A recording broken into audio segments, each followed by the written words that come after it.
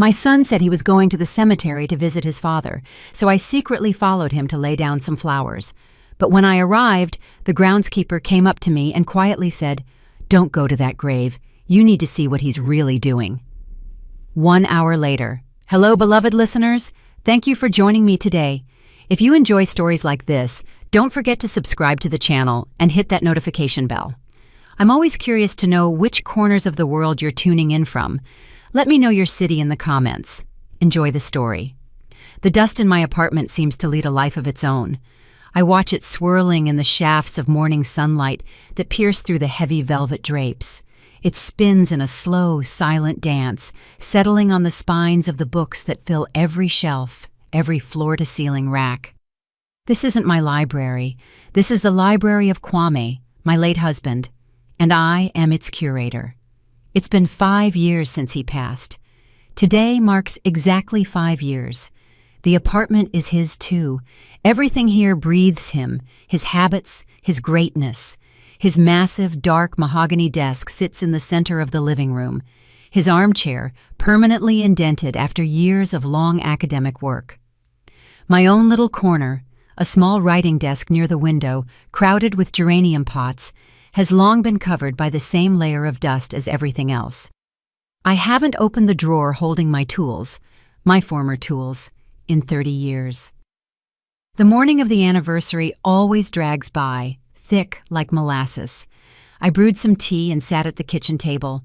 The mug in my hands was slightly warm, but the cold felt like it was radiating from deep inside me. It's always like this when I'm waiting for them, my son, Jabari, and his wife, Nyara. The doorbell rang, sharp like a gunshot in the library's hush. I knew it was them. They always show up on the anniversary, not out of grief, but because it's an opportunity. An opportunity to talk about money. "Mama, hey!" Jabari's voice, loud and deliberately cheerful, burst into the hallway with him. He gave me an awkward hug, his prickly cheek scraping against mine. He smelled of expensive cologne and anxiety. Nyara followed him in like a shadow. On her face was an expertly manufactured expression of sorrow. She gave a silent nod, gliding into the living room, her eyes immediately darting to the bookshelves. She'd never loved these books. "Just collections," she'd once muttered under her breath, thinking I didn't hear. "Would you like some tea?" I asked, heading into the kitchen. "We could really use something stronger, Ma," Jabari sighed, collapsing heavily into his father's armchair. He always did that, sat in Kwame's chair, as if trying on a life that didn't fit him. Things are going from bad to worse. I poured the tea in silence. I knew this prelude by heart.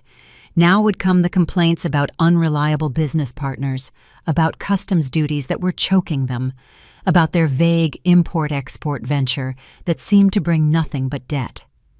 "That container is stuck at the port of Charleston, can you believe it?" Nyara cut in. Her voice was laced with carefully performed desperation. "And the merchandise is worth so much, like $200,000. We need to make an emergency deposit, or we lose everything, all our investment." She looked straight at me, unflinching. The look of a predator calculating how much more could be squeezed from a useless old relative. "We didn't want to bother you, Ma, especially today." Jabari lowered his voice, feigning delicacy. "But the situation is critical. We need financial help." Nothing stirred inside me. Before I might have felt a pang of pity or guilt, but over the past 5 years, something had burned away. All that was left was dry, bitter ash.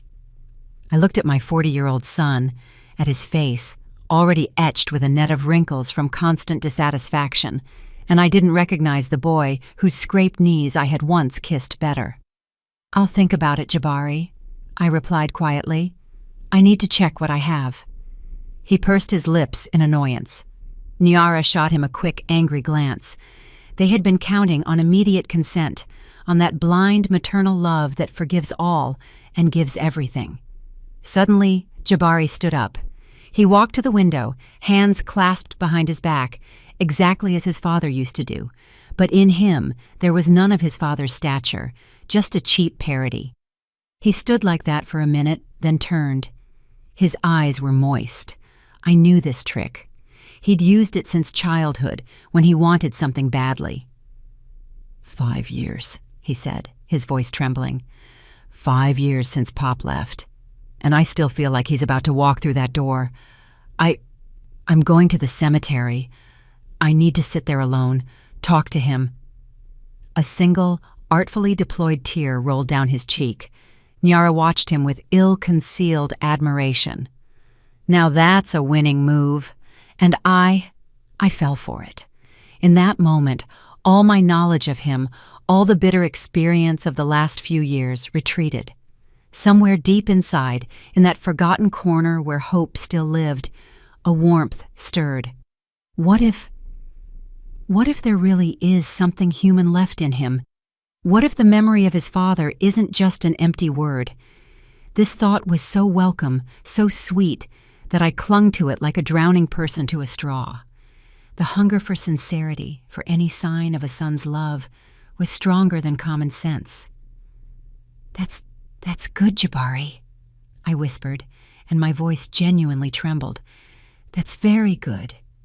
He nodded, wiping the tear, and quickly headed for the exit, as if afraid I might notice the deception. Nyara stayed for another minute to seal the effect. He's taking it so hard, Ms. Johnson, she cooed, using my late husband's surname. He loved his father so much, he just doesn't show it. She left. I was left alone in the deafening silence, broken only by the clock's ticking. And that warmth, that timid hope began to grow in me. I suddenly desperately wanted to see it, to see my son at his father's grave, alone in silence and sorrow. Not to catch him or verify him, but to believe, to feel, even for a moment, that we were a family, connected by shared memory. I quickly changed, taking 3 deep red carnations from the vase, the ones I'd bought that morning for Kwame's portrait. I called a cab to the next street over so they wouldn't spot me. The whole ride I imagined arriving, standing hidden behind an old oak tree, and seeing him, his head bowed at the family mausoleum. And maybe then I would find the strength to help him. One last time. Pine Ridge Cemetery greeted me with cool calm and the rustling of old trees. The air smelled of decaying leaves and tranquility. I walked along the familiar gravel path leading to our family crypt. My heart pounded with excitement, with hope. I could already see the massive granite gates of the mausoleum in the distance when a man, tall and stooped, in work clothes, emerged from around a corner and walked toward me. It was Ephraim, the groundskeeper. He'd worked here for at least 10 years. Kwame had once helped him, either with housing or with work. I don't remember the details. I knew him by sight. We always exchanged silent nods. But today, he didn't nod. He walked directly toward me, and there was something in his eyes that covered my hope with a crust of ice. His face, usually placid, now resembled a severe mask. He walked almost up to me. I stopped, clutching the carnations. "Ms. Johnson," he said. His voice was low, almost a whisper, but every word burrowed into my consciousness like a shard of glass. "Hello, Ephraim," I replied, trying to smile. "I'm going to see my husband, and my son is here somewhere." He interrupted me, placing his rough, calloused palm on my shoulder. I didn't feel it because, at that moment, he looked me straight in the eye, and a chill ran down my spine. "Ava," he whispered so softly I barely heard. His face was tense and grim. "Don't go to the crypt, please. Not right now. Wait. You need to see what he's really doing." Ephraim's words didn't cause me fear or a desire to argue. They simply fell into the ringing void that had opened inside me. The carnations in my hand suddenly felt alien, lifeless. I nodded silently. "I didn't ask why, or what do you mean?" I already knew I wouldn't like the answer. He turned and, without looking back, walked away from the main avenue along a barely visible path overgrown with weeds. I followed him like a sleepwalker. We walked in complete silence, the only sounds being the rustle of our steps on the dry leaves and the distant, mournful cry of a crow. He led me to a small hill, to an old, leaning fence of some long-forgotten grave. From here, through the dense branches of wild lilac, our family crypt was visible as clear as day. Somber, majestic, made of black granite, it seemed an unshakable monument to the honor and dignity of the Johnson lineage. "You can see everything from here, and they can't see us," Ephraim said just as softly, then moved aside toward a tree, giving me space at the fence. He seemed to understand that this was something I had to see alone. I gripped the cold metal of the fence. I didn't have to wait long, less than 5 minutes. 2 figures appeared from the main avenue. Jabari and Niara. My son wasn't alone. He hadn't come to talk to his father. He'd brought his wife. They weren't carrying flowers. Their stride was businesslike, quick. No sorrow, no pause at the entrance to cross themselves or just stand in silence. Jabari pulled a set of keys from his pocket. He inserted one, large and antique, into the keyhole of the crypt's heavy, wrought iron door. A loud grinding sound echoed through the cemetery silence. The door groaned open. They walked inside as if entering not a tomb, but a storage unit, an ordinary garage. The cold inside me, which had been only a premonition until then, began to gain density. It became solid, heavy. I watched, unable to look away, as if my eyelids were frozen to their sockets. A few more minutes passed. A third person approached the crypt, a man in a long dark coat, despite the relatively warm day. I couldn't see his face. He stayed in the shadows, but his entire figure radiated something unpleasant, slick. He didn't greet them. He just peeked inside and said something brief. And then I saw the movement. Jabari and Niara emerged, carrying objects in their hands, items carefully wrapped in dark velvet, one elongated, the other almost square. They handed them to the man. I didn't know what they were, but the way they did it, quickly, looking around nervously, said everything. The wind carried snippets of their conversation to me. Their voices were low but distinct in the dead silence. "Flawless forgery," the stranger said, slightly lifting the edge of the velvet. "A pro couldn't spot it." "I told you the master wouldn't let us down," my son replied, a note of pride in his voice. "This isn't cheap knockoff stuff." "And the museum? Is everything smooth with the Atlanta Museum of Art?" Niara asked. Her voice was sharp with greed. "The museum director, old fool. He's desperate for this 15th century Psalter for his collection," Jabari chuckled. "He'll swallow it whole and won't choke. The main thing is your people get the right documents to show it was a found treasure." And in that moment, something happened that changed everything forever. The warmth, that maternal warmth I had nurtured for 40 years, the one that made me forgive lies, cover debts, and believe in tears of repentance. That warmth didn't fade. It vanished instantly, like a flash of lightning that turns a living tree into charred rock. In my chest, where the love for my son used to be, a block of ice formed. No, not ice. Something denser, heavier, compressed from disappointment and 40 years of foolishness. It wasn't even hatred. Hatred is a feeling. It requires energy. This was cold, crystalline clarity and boundless, heavy sorrow. They weren't just thieves. They were desecrators. They had turned his father's grave, my husband's crypt, into a fences warehouse. Kwame dedicated his entire life to the study of history, to the preservation of originals. He hated falsehood in all its forms, and his own son, his flesh and blood, used his ashes to cover up the trade of fakes. It was sacrilege of such magnitude that my mind refused to fully grasp it. I didn't cry. There were no tears. They seemed to have frozen somewhere before reaching the surface. The man in the coat nodded, took the bundles, and vanished just as quickly. Jabari and Niara glanced inside one more time, adjusted something, and then, with the same grating sound, they closed and locked the door. And they left without laying a single flower. I don't remember saying goodbye to Ephraim. I think I just nodded at him and walked away. He said nothing, and I was grateful for that. I walked along the paths, past the crosses and obelisks, and saw nothing. I moved automatically, walked out the cemetery gates, caught a car, and gave my address. The whole way home, I stared out the window at the flashing houses, trees, and people, feeling as if I were inside a glass bell. The world existed somewhere outside, and I was here, in a soundless, cold void. Entering the apartment, I stopped in the entryway. The air was permeated with the smell of books, old paper, and his tobacco, which seemed like it would never air out. I walked slowly into the living room, past his desk, past his armchair, past the racks stacked with the fruits of his life. All of it suddenly seemed like a set design, beautiful, majestic, but dead. My gaze fell upon my corner, the small writing desk near the window, cluttered with old receipts, my dusty, forgotten space. I approached it, slowly, as if performing a ritual, drawing my finger across the dusty lid, then pulling out the bottom, deepest drawer. It yielded with difficulty, screeching. Inside, beneath a stack of time-yellowed papers, it lay, a simple wooden box, unadorned. I took it out. The tiny bronze key always hung on a chain around my neck, beneath my clothes, next to my cross. A reflexive habit left over from the days when the contents of this box were my life. I inserted the key into the lock and turned it. Click.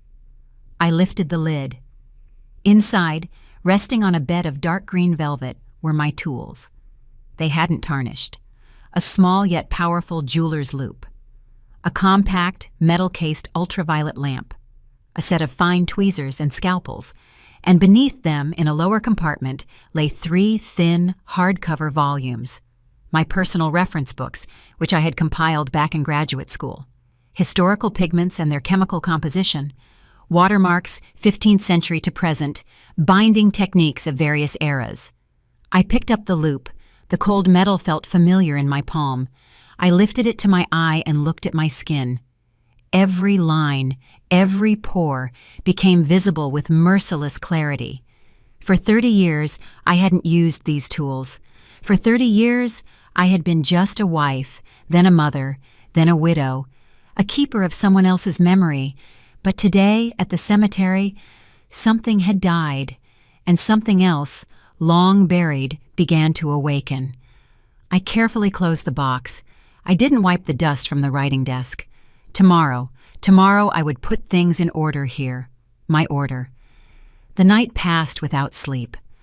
I didn't lie looking at the ceiling or turn over old grievances in my memory. I sat in an armchair in silence and just stared at the toolbox, which sat on my desk. I wasn't planning anything, not constructing schemes for revenge. I was simply allowing the cold clarity to fill me to the brim, pushing everything else out, like an old, dusty vessel that has finally been emptied to be filled with something clean and transparent. I woke up with the first light. There was no haste, no familiar morning heaviness. I took a rag and a bucket of water, and for the first time in years, began to tidy up my corner. I wiped the dust from the writing desk layer by layer until the texture of the old wood reappeared. I repotted the geraniums. I cleaned the glass on the small bookshelf that held my books, not Kwame's. They weren't great works, but modest monographs, collections of articles I had written before getting married.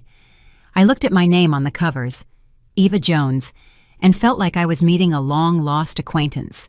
I didn't touch the rest of the apartment. Kwame's library, his desk, his armchair, all remained in their dusty, memorial neglect. But my little corner by the window now shone with cleanliness. It was my staging ground. The doorbell rang precisely at noon. This time, there wasn't a hint of yesterday's false sorrow. It was short, businesslike, impatient. They walked in without ceremony. Jabari didn't even try to hug me. His face was strained. Niara looked at me with ill-concealed irritation. Their visit had one single purpose. "Well, Ma, did you think about it?" Jabari asked right from the doorway, walking into the living room. "Tea first," I replied in an even voice. They exchanged glances. Their eyes read, "More of these old people's rituals," but they complied.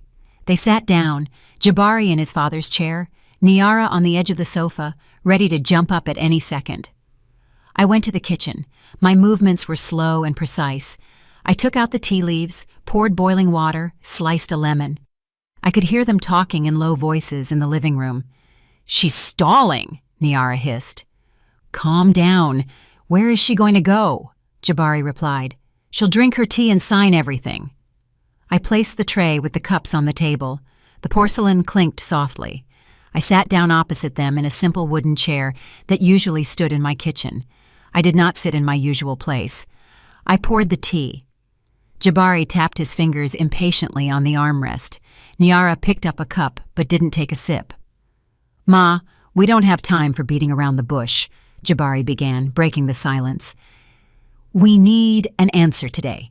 It's a large amount. We need to get it done before the banks close." I took a small sip. The tea was hot, tart. It burned my throat, but the cold remained inside. I looked up at them, calmly, without judgment, just looking at them like two strangers who had come to me on business. "Jabari, is your business," I began softly, as if thinking aloud, "related to antiques?" Jabari froze. His fingers stopped tapping. He looked at me in surprise. "What?" he asked. "I was just remembering my old work," I continued just as calmly, looking into my cup. "Rare books, manuscripts. I was curious what exactly you deal with.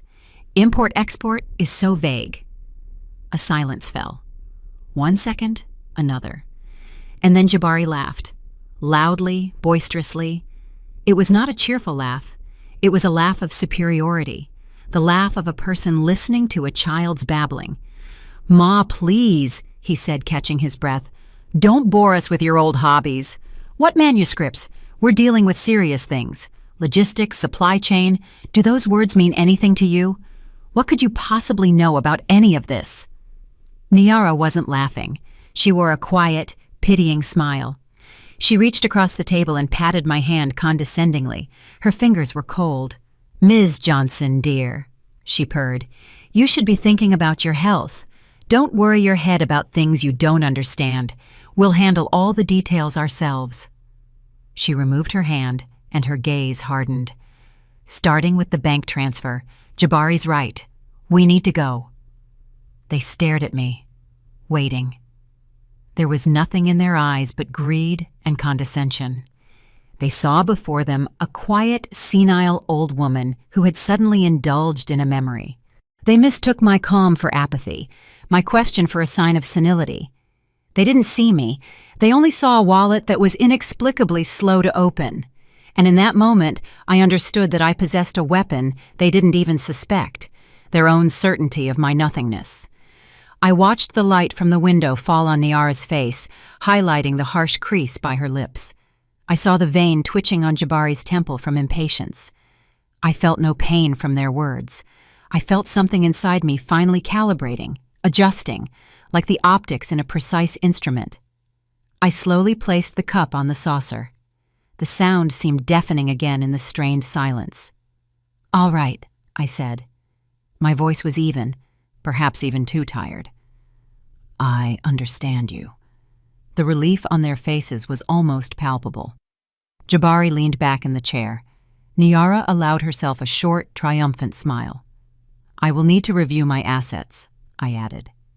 Jabari immediately sat up straight. Of course," he nodded. "See what's in the accounts. Call the bank if you need to. We can wait for an hour." "No," I replied. "I need time. I'll do it alone."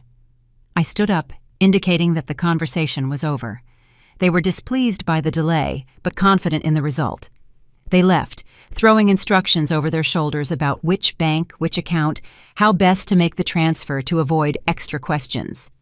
I nodded silently, seeing them to the door. When the door closed behind them, I stood for a minute in the silence, and then I returned, not to the phone to call the bank. I returned to my clean, shining writing desk. Their words, "What could you possibly know?" still hung in the air. They had made a mistake. They didn't just underestimate me, they forgot who I was. And I was just starting to remember. I didn't wait until evening. Picking up the phone, I found a number in an old address book, the direct line to the lodge at Pine Ridge Cemetery. The rings went on for a long time. I thought no one would answer. "Hello?" Ephraim's familiar low voice answered. "Ephraim, this is Eva Jones," I said. My voice did not tremble. It was the calm, businesslike voice I hadn't used in 30 years. "I need to get into the crypt tonight. Can you help me?" A silence fell on the other end. Brief. Not a silence of surprise, but a silence of consideration. "Yes," he replied simply. "What time? When the gates are closed? When no one will be here?" "Good. By the side gate. I'll be waiting in 3 hours." He hung up. I put the phone down. That was it. The first step was taken. Night fell fast upon the city. I dressed entirely in black, taking with me only the toolbox, wrapped in an old shawl, and a small but powerful flashlight. I called a cab to the next street again. A cemetery at night is a completely different place. By day, it was full of quiet sorrow. Now it was full of ringing, tense silence. The moon shone through the bare tree branches, drawing strange, skeletal shadows on the ground. By the side gate, just as he had promised, Ephraim was waiting for me. He looked like a shadow merged with the old brick wall. He silently unlocked the gate, let me in, and just as silently locked it again. We walked along the empty paths. I felt no fear. Strangely, I felt like I was exactly where I belonged. Here, among the dead, I felt more alive than I had in years in my museum of an apartment. We approached the Johnson crypt. In the moonlight, it looked even more massive, more foreign. Ephraim pulled out a set of keys from his pocket, not the one Jabari had. This was his work set. He didn't rush to open it. He turned to me. His face in the semi-darkness was stern and deeply sad. "Miss Jones," he began quietly, and in his voice I heard a deep, long-standing respect. "Your husband, Kwame Johnson, he was more than just a man to me. A long time ago, when my family was out on the street, he was the only one who extended a hand. He paid for my education, the history department at Morehouse College. He saved us. Everything I have is thanks to him." He paused, swallowing a lump in his throat. "I've been watching your son for 6 months, with disgust. I saw how he turned his father's grave into a public thoroughfare. At first, I thought it was just some of his shady dealings, but then I started listening, taking notes." He reached into his coat and pulled something out, a small, worn notebook with a dark cover. He handed it to me. "Everything is here," he said. "Dates, times of meetings, license plate numbers of the cars that came here, snippets of conversations I managed to overhear.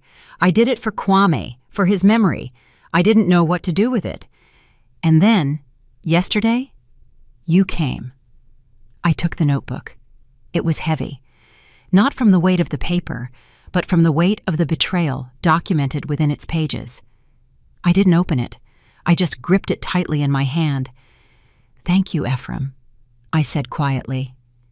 He nodded, and in that simple gesture, there was more understanding and alliance than I had seen in my entire life. He inserted the key into the lock. The grinding of the metal sounded like a scream. The door gave way. A smell of cold, damp, and the dust of centuries wafted out. "The spot is here," Ephraim said, pointing to one of the marble slabs on the wall to the left of the sarcophagus. It was indistinguishable from the others. "Press here and here simultaneously near the bottom. It will move." He handed me the crypt's heavy key. "Lock yourself in from the inside. I'll be nearby. When you're done, just open the door. I'll hear it." He left, dissolving into the shadows. I stepped inside, turning the massive key in the lock on the inside of the door. Click. I was alone. I switched on the flashlight. The beam of light picked out Kwame's stone sarcophagus from the darkness, dusty, forgotten. I walked over to the wall Ephraim had indicated. I found 2 points at the bottom of the slab, barely noticeable indentations. I pressed. There was a quiet click, and the slab moved easily aside, revealing a dark niche, the hidden compartment. Carefully laid out inside were several objects, wrapped in dark crimson velvet. I took one, the largest, placed it on the sarcophagus lid, and unwrapped it. It was an old icon, On a dark wooden board, "The Savior Not Made by Hands." The face was painted with astonishing finesse, with deep, all-forgiving sorrow in the eyes. The golden background glimmered dimly in the flashlight's beam. The varnish, darkened by time, the net of perfect craquelure, the tiny chips in the wood, everything spoke of authenticity. A master's work, a true masterpiece that could grace any museum. I placed my toolbox next to it and opened it. My fingers instinctively found the familiar tools. First, the loupe. I held it up to the icon. My eye, my brain, my memory, everything worked as one smooth mechanism. 30 years of inactivity vanished as if they had never been. I was myself again. I examined every millimeter, the brush strokes, the composition of the ground, visible in the chips, the method of securing the splines on the reverse side. Everything was flawless, almost. I pulled out the UV lamp. In its eerie violet light, the old varnish should have given off an even yellowish-green glow. It did. But when I swept the beam over the folds of the Savior's robe, in the places where the artist had used lead white to paint the light, I saw what I was looking for. There, in the brightest spots, the glow was different. Brighter, colder, almost chalky. It was a tiny, foreign fluorescence. The fluorescence of titanium dioxide. Its anatase form. This pigment wasn't patented until the early 20th century. To use it in an icon passed off as a 15th century work could only be done by someone absolutely confident in their genius and the buyer's blindness.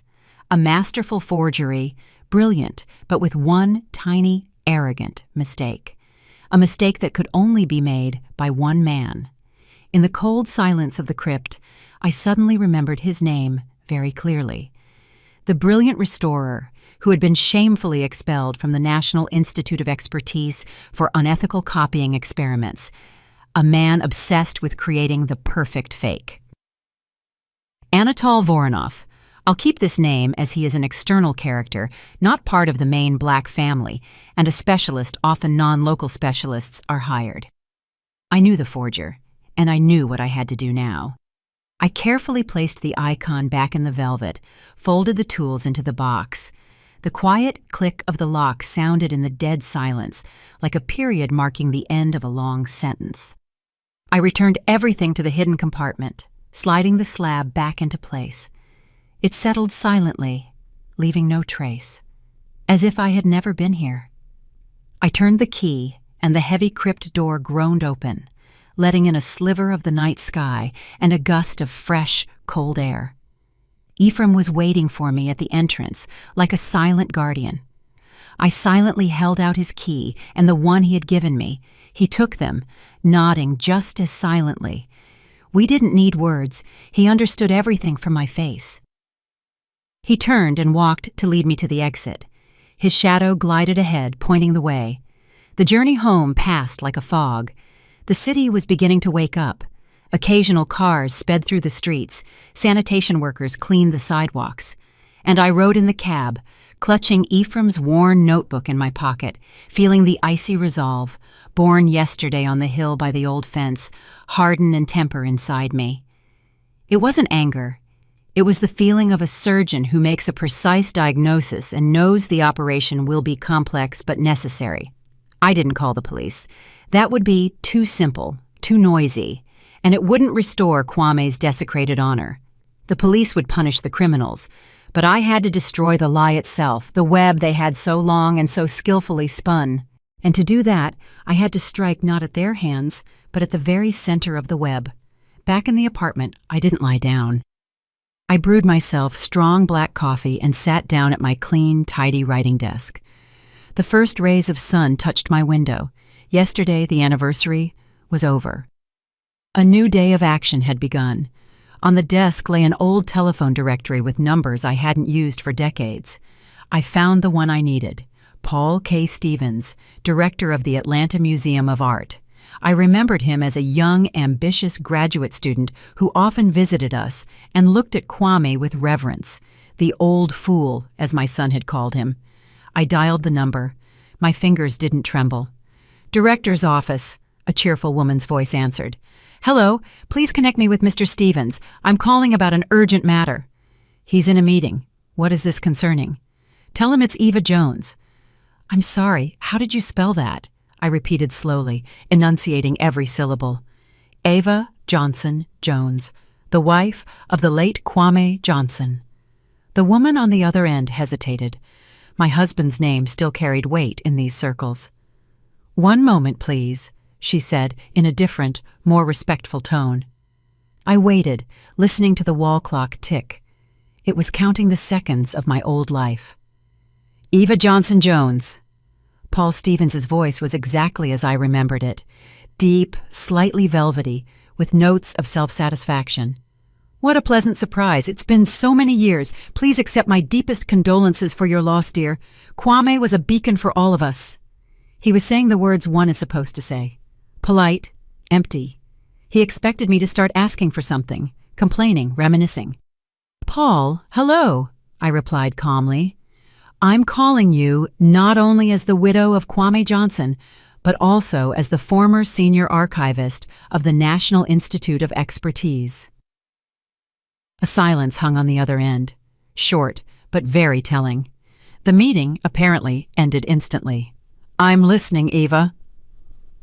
All the velvety condescension vanished from his voice. Wariness had replaced it. "I have become aware that your museum plans to acquire a valuable exhibit soon, the 15th century Psalter, if I'm not mistaken, from a certain private collection." Silence again, longer this time. He hadn't expected that. "That information is for internal use," he said cautiously. "How do you have this knowledge?" "The source is irrelevant right now," I continued, just as evenly. "What matters is this. I can state with almost 100% certainty that you are being deceived. The Psalter being offered to you is a high-grade forgery." "But we had experts!" Panic and outrage laced his voice. "The preliminary conclusion was absolutely positive." "Your experts weren't looking for what they needed to look for. I hypothesized that the white pigment used to detail the initials contains the anatase form of titanium dioxide, a chemical anachronism. This pigment could not have existed in the 15th century. Check it, and you will see for yourself." As I spoke, I heard my own voice from outside. It wasn't the voice of Eva the widow, Eva the mother. It was the voice of Jones the expert, who tolerates no doubt. Paul Stevens was silent. I could almost physically feel the thoughts rushing through his head. A blow to his reputation, a scandal, the loss of state funding. "Titanium dioxide," he muttered as if in a daze. "But who? Who is capable of such a thing?" "I think you know the answer yourself, Paul," I replied, delivering the final blow.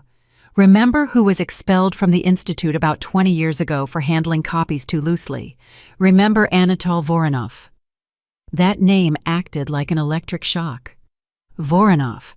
God, I thought he'd drank himself to death somewhere. As you can see, no. His talent has found a new application. Paul, I strongly urge you to immediately stop the deal and conduct a full, independent forensic analysis before it's too late. Yes, of course, Eva. I am in your debt. I will cancel everything immediately. We must meet. Later, I interrupted him. First, do what you must. Goodbye. I hung up. The apartment was quiet again, but the silence was different. It no longer oppressed me. It hummed with tension like a taut string. I knew that right now, in the museum director's office, phones were ringing, orders were being given, and the nearly signed contract was flying into the wastebasket. I pictured Jabari's face when the buyer called him. I pictured Niara's panic when they realized that their biggest score, the very money they were supposed to use to pay off their unreliable partners, had vanished, turned into smoke. I stood up and went to the window. The day was breaking. Their easy money was gone. Their creditors, I was certain, don't like to wait. The clock on the wall kept ticking. Now it was counting down to the explosion. I intended to wait for it right here on my staging ground in complete tranquility. 2 days passed. 2 days of deafening, tense silence. They didn't call. They didn't come.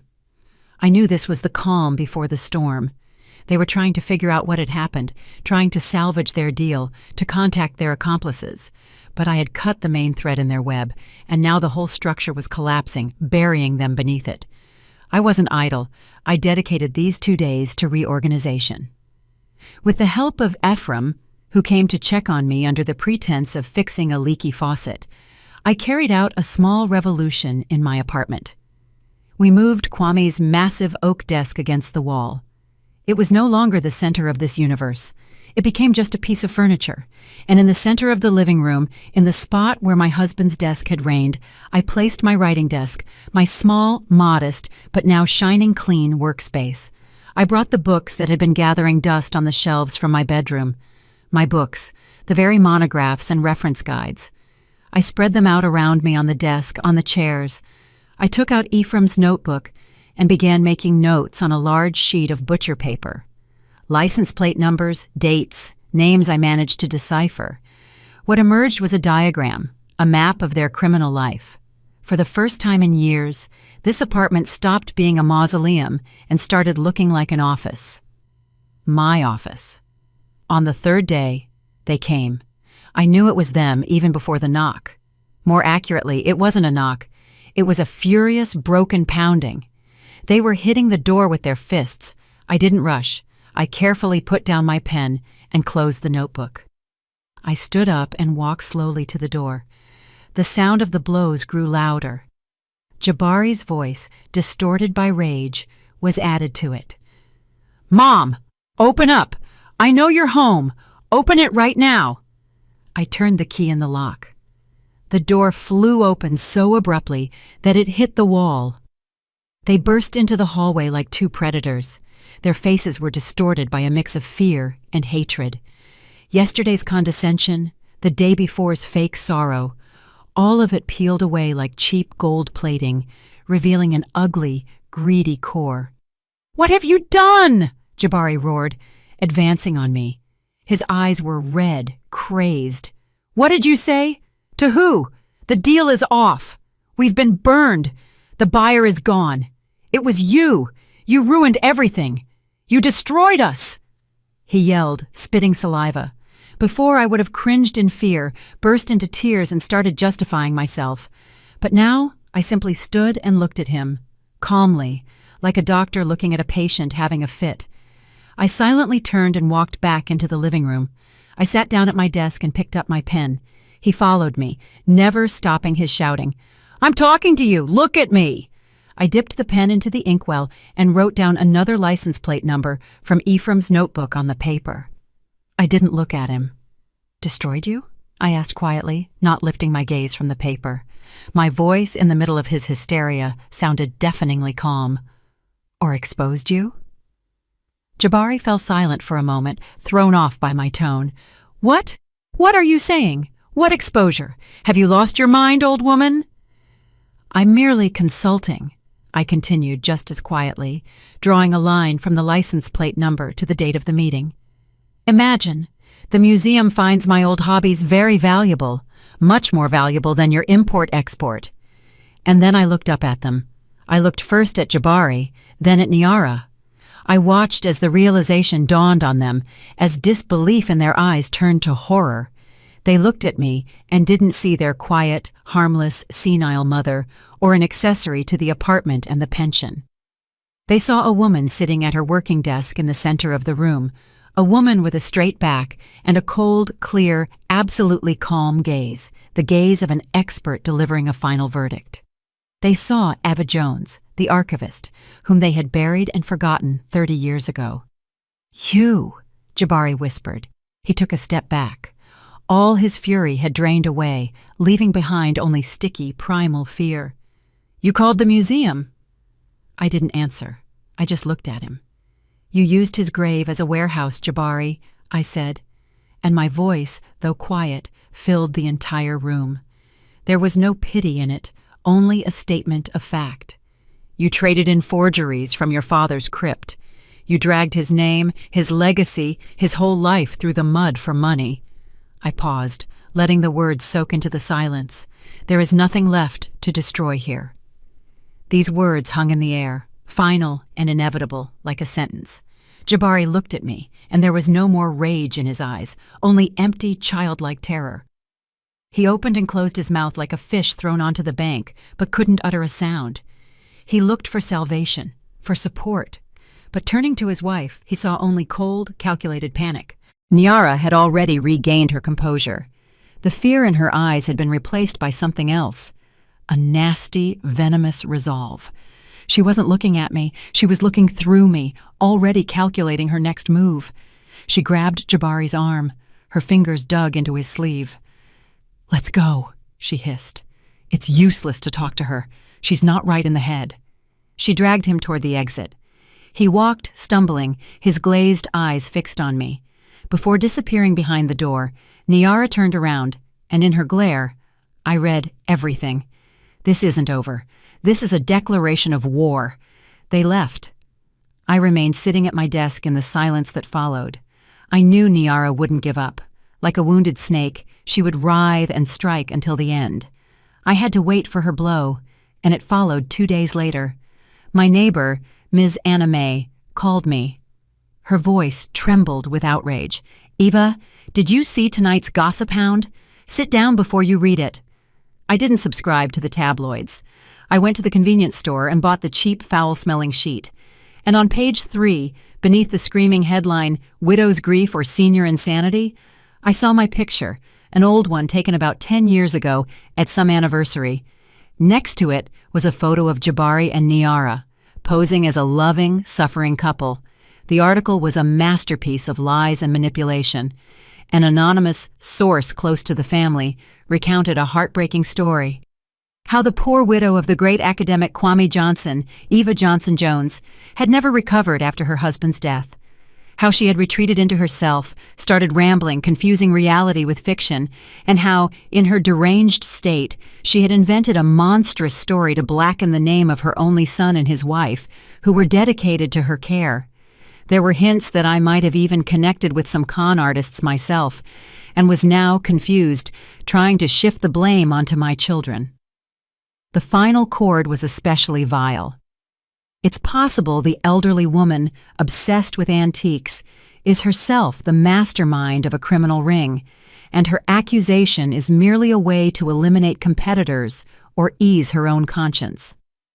This was their last desperate move, to make me look crazy, to discredit me in the eyes of anyone who might believe me. They struck at my weakest point, my age, my loneliness. The calculation was simple. Who would believe an old, heartbroken widow over a successful young couple? I finished the article, folded the newspaper, and felt nothing. No offense, no anger, just cold contempt. They thought they were playing chess, but in reality, they had just overturned the board, and by doing so, signed their final sentence. I dialed Paul Stevens' number. "Museum director speaking." "Paul, it's Eva Jones. Did you read tonight's Gossip Hound?" A heavy sigh came from the other end. "I did, Eva. What garbage?" "I was just about to call you. My lawyers—" "Your lawyers won't be necessary," I interrupted him. "I have a better idea. I think it's time for the museum to announce its new acquisition. Not the Psalter, but something much more valuable." An hour later, I was in the director's office. Ephraim's notebook lay on the table before me. I, Paul, and the museum's security chief leaned over it. I calmly and methodically explained what each entry, each date, and each license plate number meant. I showed them my diagram. I talked about the chemical composition of pigments, the techniques for artificially aging wood, and the forging of watermarks on paper. I spoke, and they listened, their faces growing more serious. There was no more condescension in the director's eyes. There was respect, and the eagerness of a professional who has scented a major prize. "They declared war," he said, closing the notebook, "so they'll get one. Tomorrow, 11 o'clock a.m., in the museum's large conference room, we are calling a press conference." The next day, the hall was packed. Journalists from every major publication, television cameras, camera flashes, a buzzing hive anticipating a scandal. I sat in the first row. Ephraim sat next to me, dressed in a plain, though well-maintained suit. He was as calm as a rock. Paul Stevens walked up to the podium.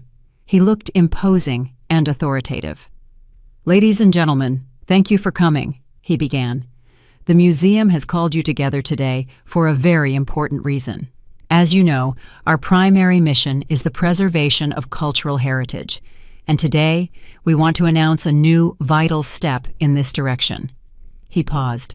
"We are introducing a new position to our staff, Special Consultant for Antiquities and Authenticity. It is with immense honor that I introduce the person who will hold this post, a person whose name is synonymous with impeccable reputation and the highest level of professionalism in this field. Please welcome Eva Johnson-Jones." He turned and looked at me. Silence hung in the hall for a second, followed by sparse, confused applause. Journalists exchanged glances. The author of yesterday's Gossip Hound article dropped their pen. I stood up and walked to the podium. I looked out at the hall, at the camera flashes, at the dozens of curious eyes, and began to speak, calmly, clearly, without notes. I told them about titanium dioxide, about the difference in the glow of old and new varnish under ultraviolet light. I spoke not as a victim or a crazy old woman. I spoke as an expert giving a lecture. The hall fell silent. They listened, holding their breath. "And now," I said at the end, "I would like you to hear from the man whose courage and dedication to my husband's memory helped prevent a major theft from the public purse. Ephraim." Ephraim walked up to the podium. He placed his worn notebook upon it. "I just did what I had to do," he said, quietly but firmly. At that very moment, while the cameras were focused on Ephraim's notebook on the other side of the city, 2 unmarked cars pulled up to the home of my son and his wife. They were just finishing packing their bags. The door was opened for them, not by them. The door was opened with a detective's key. When the press conference ended, Paul's assistant approached me. "Ms. Jones," he whispered, "we just got word. They were apprehended, attempting to flee." I heard those words. They were apprehended, and felt nothing resembling triumph. There was no joy, no glee. There was only silence, a deep, deafening silence that followed a very long, exhausting noise. I slowly nodded to the assistant, accepting the news as a given, like a doctor's conclusion. Paul immediately stepped between me and the journalists who were closing in with new questions. "That's all for today, ladies and gentlemen. Thank you." His voice sounded like a gavel closing an auction. He took my arm and, ignoring the murmuring, led me through the service exit, away from the chaos. From that day on, my life changed. More accurately, it didn't change. It began. The first thing I did upon returning home was throw open all the windows, wide. I took down the heavy, dusty drapes that had hung there for decades, letting the sun and air into the apartment. The rooms filled with light, and it turned out they weren't so gloomy after all. The dust dancing in the sunbeams no longer seemed like a symbol of oblivion. Now, it was just dust that needed to be wiped away. The apartment transformed. It ceased to be a mausoleum for one great man. It became a living workspace for another. Kwame's books still stood on the shelves, but now mine appeared beside them. On his desk, which I left by the wall as a tribute, there was now a vase of fresh flowers, not stacks of old manuscripts. And my writing desk in the center of the room hummed with a quiet, active life. It was cluttered with books, printouts, and photographs of antiques sent for appraisal from all over the country. The air no longer smelled of tobacco and decay. It smelled of lemon polish, freshly brewed coffee, and the printer's ink of new catalogs. The sound of the phone ringing. I was sitting at the desk, examining a photograph of an enameled locket with my loupe. The phone rang, sharp and demanding. I picked up the receiver without taking my eyes off the intricate pattern. "Jones, hello?" "Ms. Jones, this is the Legacy Auction House. We're calling about that Fabergé cigarette case. We have documents confirming the provenance. Very solid paperwork." I chuckled to myself. Paperwork is the easiest thing to fake. "Is the master's hallmark authentic?" I asked. "Absolutely. Perfect." "It's too perfect, young man," I replied, pushing the photograph aside. My voice was calm and firm. Carl Fabergé had an apprentice during that period with a slight vision defect. He always set the hallmark, slightly tilting it to the right by fractions of a millimeter. Yours is set as if by a ruler. It's modern work, done using old sketches. Very good work, but work nonetheless. No, the provenance is fake. Tell your client just that. A stunned silence hung on the other end. I've said my piece. I hung up the phone and picked up the loop again. Twice a week, I led seminars at the museum for young curators, for art history students. I stood in the bright, spacious hall before a dozen young faces hungry for knowledge. They looked at me not as an elderly woman, but as a source of knowledge that couldn't be read in any textbook. They hung on my every word. Never trust first impressions, I told them, holding an ancient reliquary. Beauty can lie. History can lie. Even science can be used to lie. But the object itself, the thing, never lies. You just have to learn to listen to its quiet voice. Look here, at this scroll work. Do you see how the light plays on the patina? It lies too evenly. Real time is merciless. It leaves scars, wear, traces of human touch. And here, there is only the flawless work of a chemist. I looked at their shining eyes and understood. This was it. This was the true legacy. Not in granite and marble, but in this transmission of knowledge, in this spark of love for authenticity that I was igniting in them, just as Kwame had once ignited it in me. Today, after the seminar, I didn't go straight home. The day was surprisingly warm and sunny. I bought a bouquet of white lilies and drove to Pine Ridge Cemetery. Everything here was different, too. Sunlight broke through the foliage, and the shadows no longer seemed sinister. They simply offered coolness. I walked along the familiar path, and my heart was quiet and peaceful. I approached our crypt. The granite door was closed forever. I knew that everything inside had been set in order now. There were no more hidden compartments, no more dirty, foreign objects, only peace. I placed the flowers on the cold stone. The white lilies stood out brightly against the dark granite. I ran my palm over the engraved letters. Kwame Johnson. And I didn't feel the sharp, cutting pain that had haunted me all those years. Only a gentle, quiet sadness and gratitude remained. Well, Kwame, I whispered. Everything is right now. Everything is in its place. I stood for a little longer, inhaling the scent of the flowers and the decaying leaves. I was here not as a widow who had come to mourn her loss.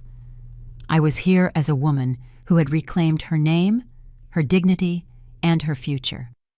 Turning to leave, I saw Ephraim's figure in the distance at the turn of the path. He was sweeping the driveway. He saw me, stopped, and simply nodded. Once, solemnly and respectfully. I nodded back at him. It was our silent salute, the salute of two custodians. I walked toward the exit, the sun shining on my back. I was no longer the shadow of my great husband. I was not the mother of my fallen son. I was Eva Jones, and my liberation was complete. And so, the story of Eva Jones comes to an end. The story of a quiet woman who was ignored for decades by the people closest to her, who took her love and self-sacrifice for granted. This is a tale not only of a terrible betrayal, but also of incredible inner strength that, like an old tool that hasn't lost its power, can be brought back to life. Eva found the courage not just to punish the guilty, but to completely reconstruct her own life, reclaiming her name, respect, and right to a future. Her story is a reminder that it's never too late to remember who you truly are. But her choice was incredibly difficult. Do you think she did the right thing by handing her own son over to justice? Was it cold revenge, or was it the only correct way to protect her husband's legacy and her own honor? Could she, as a mother, have found another path, tried to forgive or save him differently? And would you like to know what happened to Eva next? How did her new career unfold? And did Jabari ever try to contact her after everything that happened? Your thoughts are very important to us. If you have any questions about this story or are simply curious about any details that remained off camera, please write about them in the comments. Please like this video if the story touched you and subscribe to our channel so you don't miss new captivating stories. Your feedback is the best reward for our work. We wish you all the best. Did you like the story, and which city are you listening from? Let's meet in the comments. If you liked the story, you can support me by sending a super thanks so I can keep bringing more stories like this. Thank you so much for your sweet support. I'm looking forward to your comments on the story. On the screen, you can see 2 new life stories that I highly recommend. There's so much more on my channel. Don't forget to subscribe. See you in the next life story with love and respect.